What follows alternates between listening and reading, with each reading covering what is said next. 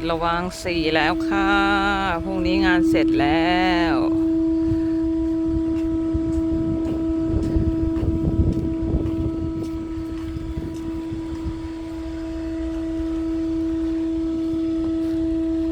คนเปิดระวางอยู่นี่ค่ะ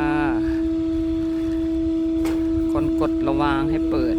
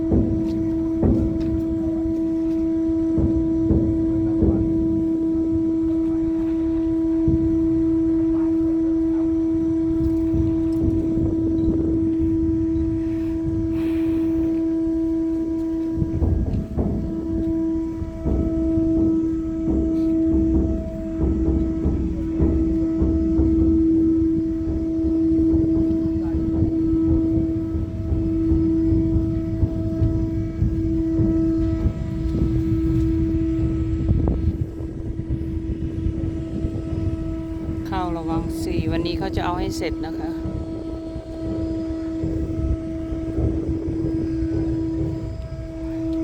อันนี้ชิปออฟฟิเซอร์บิ๊กบอสลองจากกัปตันน่ารัก ให้มินิฮาร์ดด้วยอันนี้ AB เป็นคนกดปุ่มเปิดระวางค่ะไม่ใช่เห็นไหมคะนี่เขาขับอยู่ตรงนี้นายานGood morning เปิดเสร็จแล้วพรุ่งนี้งานเสร็จแล้ว